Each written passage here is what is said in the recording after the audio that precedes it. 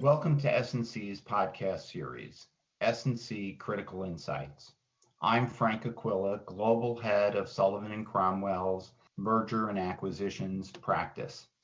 Today, I'm going to provide you with an overview of mergers and acquisitions in the midst of the COVID-19 crisis. In the same way that COVID-19 has disrupted the lives of billions of people around the world and is creating volatile financial markets, so too is COVID-19 dramatically changing the deal environment. While January and February saw relatively few new M&A transactions, that slow trickle of deals has all but dried up over the course of the last several weeks.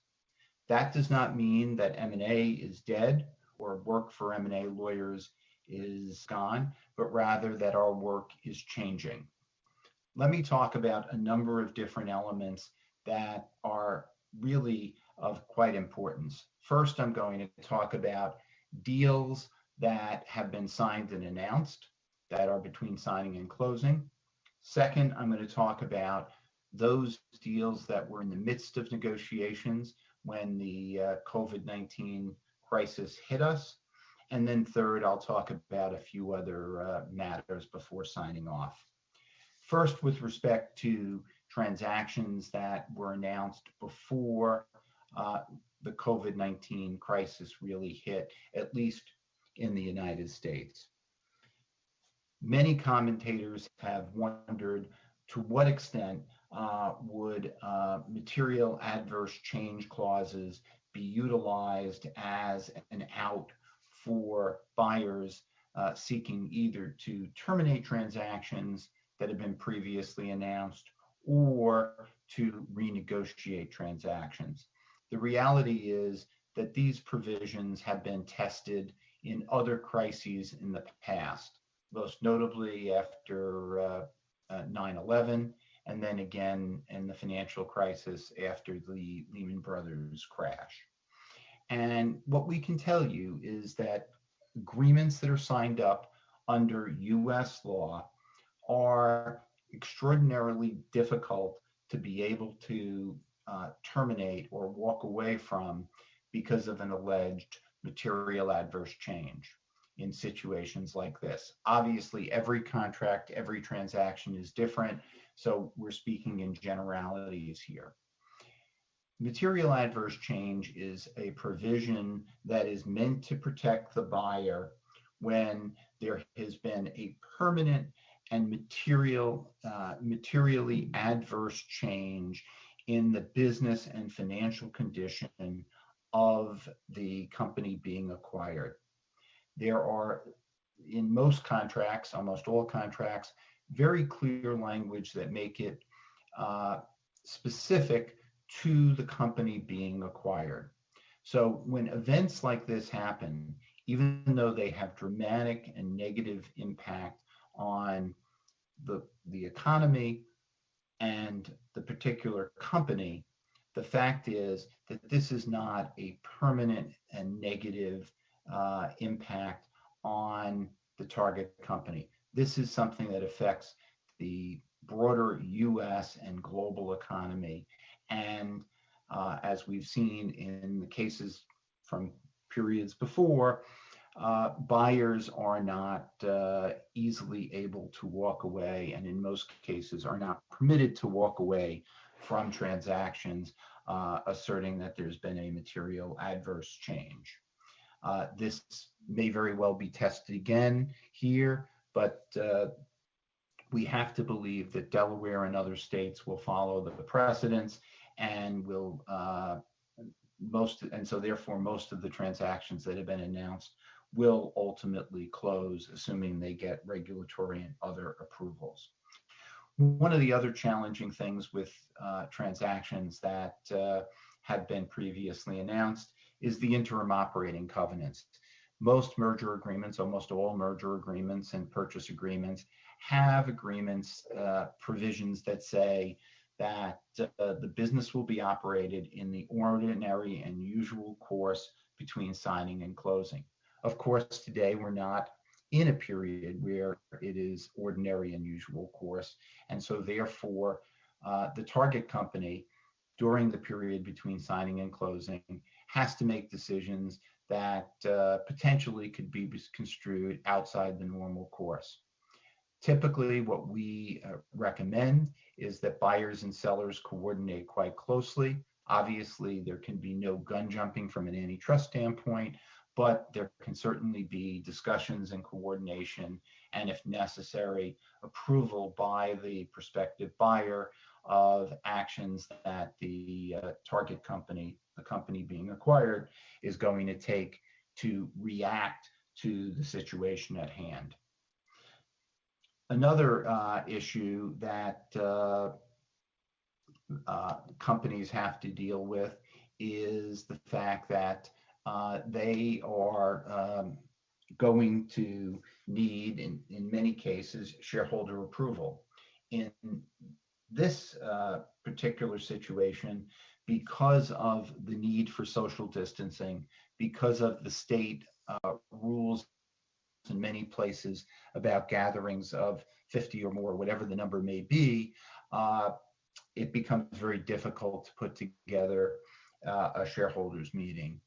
That's why most states are permitting virtual shareholders meetings, which will allow the shareholders meetings to take place, but take place virtually. There's a separate memo to clients that we've put out on that, and our partner Melissa Sawyer has done a podcast talking about virtual meetings and what you can and cannot do there. Similarly, regulatory approvals are difficult to deal with in this era because of the fact that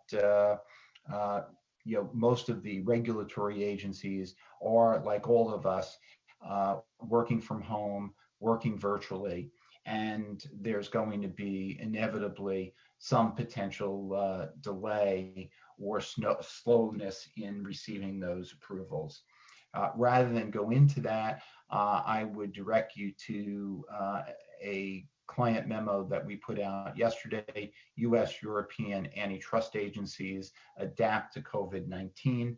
Similarly, our partner Renata Hesse has done a podcast which talks about that in detail, and it's really something important to listen to if in fact you are between signing and closing and seeking regulatory approvals.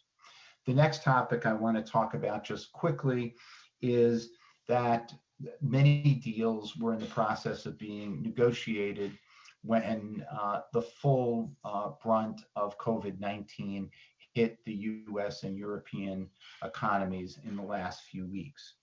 Those negotiations obviously will be slower. Most of those negotiations, of course, are going to be virtual, telephonic, and otherwise.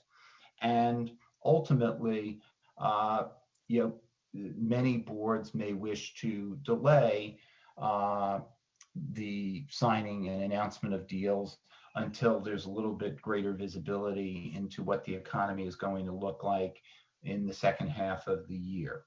So those deals are going to get done, I suspect, or at least many of them will get done, but I think it will take a while for them to come together. Clearly, as lawyers, two things we have to look at very closely in deals that are being negotiated. One is the due diligence, and we need to understand the impact that COVID-19 is having on the target company. And secondly, financing.